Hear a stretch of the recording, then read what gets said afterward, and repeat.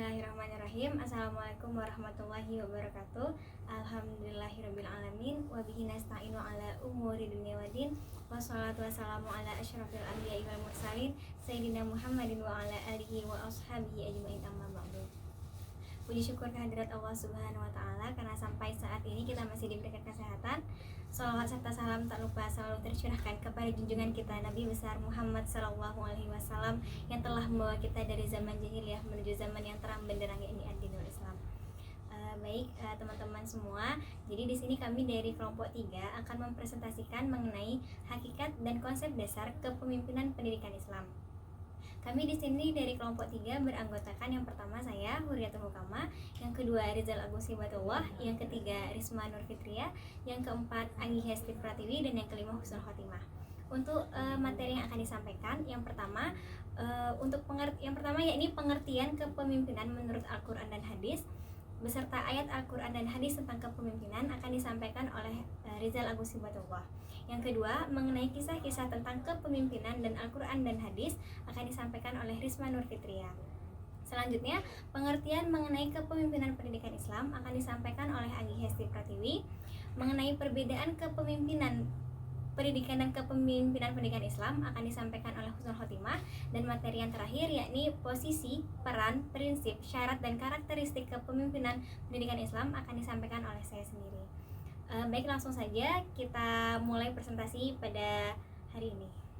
Bismillahirrahmanirrahim. Assalamualaikum warahmatullahi wabarakatuh. Alhamdulillah wa syukurillah. Saya dari kelompok 3 akan menjelaskan yang bertemakan konsep dasar dan hakikat kepemimpinan pendidikan Islam.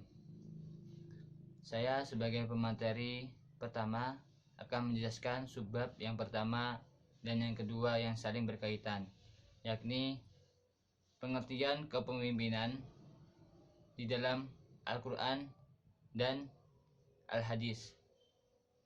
Kemudian dilanjutkan dengan ayat Al-Quran dan hadis Nabi yang berkaitan dengan kepemimpinan. Jadi di dalam Al-Quran kata pemimpin sangatlah banyak, akan tetapi memiliki konteks arti yang berbeda-beda atau karakter yang berbeda-beda. Langsung saja, kata yang pertama yakni kata khalifah. Yakni kata khalifah memiliki karakter yakni pemimpin yang langsung menjabatkan mandat dari Allah Subhanahu wa Ta'ala untuk menegakkan kehendaknya dan ketetapannya. Contoh seorang nabi dan rasul. Ayatnya berbunyi bismillahirrahmanirrahim. Wa in qala rabbuka lil malaikati inni ja'ilun fil ardi khalifah. Al-ayah, ada kata khalifah. Terus yang kedua ada kata imam. Kata imam ini memiliki arti yakni pemimpin yang memberikan tauladan yang baik-baik dari ucapan, tingkah laku maupun tindakan, dan siap menerima kritikan dan saran dari makmumnya. Contoh seorang imam dan makmum dalam kegiatan melaksanakan ibadah sholat. Ayatnya bismillahirrahmanirrahim. Wa idh ibtala Ibrahim rabbuhu bikalimatin fa'atammahun qala inni ja'iluka lin-nasi imama. Ada kata imama di sana.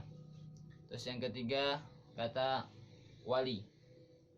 Kata wali memiliki arti yakni pemimpin yang bisa bertanggung jawab dan memiliki keakraban ataupun sebagai sahabat, penolong serta pengurus bagi rakyatnya.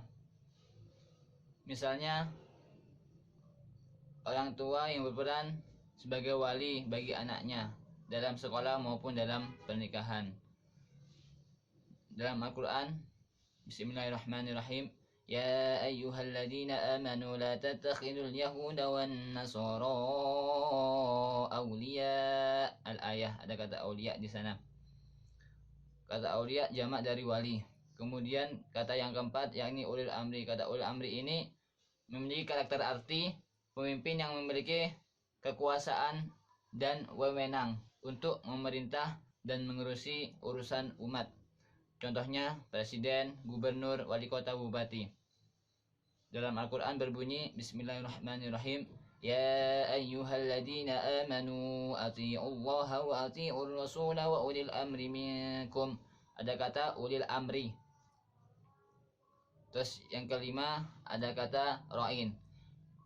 Kata ra'in memiliki karakter arti yakni pemimpin yang berperan sebagai pengelola atau pengurus yang dapat dimintai pertanggungjawaban. Misalnya istri tanggung jawab atas harta suaminya. Dalam Al-Quran, Bismillah, walladzina hum li amanatihim wa ahdihim ra'un. Terus kata yang keenam yakni qawam. Kata qawam memiliki arti pemimpin yang berperan sebagai pelindung dan penanggung jawab serta penolong bagi orang-orang yang lemah. Contohnya seorang suami sebagai penolong bagi istri dan keluarganya. Dalam Al-Quran berbunyi, Bismillahirrahmanirrahim, Ar-rijalu qawwamuna 'alan nisa ila akhirih al-ayah. Terus yang ketujuh ada kata sultan. Kata sultan ini memiliki arti pemimpin yang memiliki kekuasaan dan pengaruh sebagaimana kekuasaan raja. Misalnya sultan yang memiliki kerajaan atau kesultanan. Dalam Al-Quran berbunyi, Bismillah, Ya ma'syaral jinni wal insi in istata'tum an tanfudu min aqtaris samawati wal ardi fanfudu la tanfuduna illa bisultan. Ada kata bisultan. Terus yang ke-8 ada kata malik. Kata malik yakni pemimpin yang berperan sebagai raja yang memiliki kerajaan dan dihormati oleh rakyatnya. Misalnya raja. Contoh dalam Al-Quran surat Al-Fatihah, Maliki Yaumiddin, pemilik hari pembalasan. Terus yang ke-9 ada kata Za'im. Kata Za'im memiliki karakter arti yakni pemimpin yang berperan sebagai penjamin dan penanggung jawab. Misalnya pemimpin yang memberikan jaminan kesehatan dan keselamatan bagi anggota organisasinya. Dalam Quran Yusuf ada kata Za'im. Bismillahirrahmanirrahim. Qalu naqdifu suwa'al maliki wa liman ja'a bihi himlu ba'irin wa ana bihi za'im. Ada 9 kata dalam Al-Quran tentang kepemimpinan. Kemudian dalam Al-Hadis juga ada tentang pemimpin yang diriwayatkan oleh Bukhari dan Muslim. Untuk mempersingkat waktu, saya langsung saja untuk mengartikannya. Setiap kalian adalah pemimpin, dan setiap pemimpin akan dimintai pertanggungjawaban. Jadi, kita semua adalah pemimpin. Baik kita nanti akan menjadi seorang suami ataupun istri, ataupun sebagai kepala pemerintahan atau kepala negara, atau sebagai bupati dan lain sebagainya, maupun yang paling terendah pembantu, itu juga dimintai pertanggungjawaban atas kepemimpinan untuk menjaga tuannya atau majikannya. Jadi semuanya ada tuntunannya. Sekian, terima kasih. Assalamualaikum warahmatullahi wabarakatuh. Assalamualaikum warahmatullahi wabarakatuh. Saya presentator dari kelompok 4 akan menyampaikan materi tentang kisah-kisah kepemimpinan di dalam Al-Quran. Jadi sebelum saya menceritakan sejauh mana kisah-kisah para tokoh pemimpin di dalam Al-Quran, saya akan menceritakan sedikit tentang kepemimpinan di masa Nabi. Jadi saat itu adalah pembayatan Abu Bakar di Sakifah. Jadi saat itu berbarengan dengan wafatnya Nabi, para tokoh, para sahabat lebih mementingkan pembaiatan Abu Bakar ketimbang memakamkan Nabi yang saat itu adalah orang yang paling mulia, orang yang paling dihormati. Jadi sudah tergambar sekali pada masa Nabi, kepemimpinan di dalam masa Nabi itu sudah sangat tergambar sekali, sangatlah penting. pada waktu itu, karena lebih mementingkan pergantian khalifah ketimbang harus memakamkan nabi yang saat itu adalah orang yang sangat mulia. Jadi kisah-kisah tentang kepemimpinan di dalam Al-Quran itu tergambar pada surah Ali Imran ayat 159. Jadi saya tidak hafal suratnya, tetapi di dalam Al-Quran tersebut menceritakan tentang 5 poin penting. Yang pertama adalah siap memaafkan kesalahan orang lain. Jadi seorang pemimpin harus orang yang lapang dada, selalu memaafkan orang lain, tetapi tidak harus dengan mudah memaafkan kesalahan orang lain, tidak. Seorang pemimpin dengan memaafkan orang lain itu harus tegas, harus mempertimbangkan sejauh mana kesalahannya sehingga bisa dimaafkan dengan mudah atau dimaafkan dengan cara-cara yang tegas seperti itu. Terus yang kedua adalah selalu memohon ampunan untuk rakyatnya yang berbuat dosa. Jadi di sini sudah tergambar sekali bahwa seorang pemimpin itu adalah pemimpin yang selalu mendoakan rakyatnya, pemimpin yang tidak mementingkan dirinya sendiri. Dia selalu mendoakan para rakyatnya, umatnya. Terus ini seperti seperti sikap Nabi yang selalu mendoakan para umatnya untuk dimaafkan dosa-dosanya. Lalu yang ketiga adalah siap mendengarkan aspirasi rakyat atau demokrasi.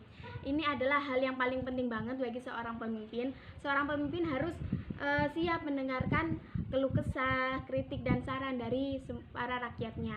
Yang keempat adalah memiliki komitmen yang kuat terhadap tugas yang diembannya. Jadi seorang pemimpin itu harus bertanggung jawab atas apa yang telah diamanahkan kepadanya gitu. Terus yang kelima adalah selalu tawakal kepada Allah. Jadi pemimpin itu adalah pemimpin yang harus bertawakal, harus yang memiliki pegangan kepada Allah. Terus jadi dari kelima poin tersebut, poin yang sangat terpenting adalah poin yang nomor 3, yaitu siap mendengarkan aspirasi dari rakyat, yaitu yang demokrasi. Jadi kenapa yang demokrasi? Karena di beberapa kitab atau tafsir dijelaskan bahwa perintah bermusyawarah ini bukan karena Nabi membutuhkan pendapat orang lain, tetapi ke arah menjaga perasaan orang lain. Jadi kalau di musyawarah itu kan kita harus menghargai pendapat, harus mendengarkan orang lain yang berpendapat, lalu kita kalau kita tidak setuju kita bisa menolaknya dengan pelan. Jadi kita saling menghargai perasaan orang lain, saling menghargai pendapat orang lain. Ya, jadi segitu saja pemaparan yang bisa saya sampaikan. Mungkin kurang bisa dipahami, saya mohon maaf atas keterbatasan saya. Wassalamualaikum warahmatullahi wabarakatuh. Assalamualaikum warahmatullahi wabarakatuh. Di sini saya Anggi Hesti Pratiwi dari kelompok 3 akan menjelaskan tentang pengertian kepemimpinan pendidikan Islam.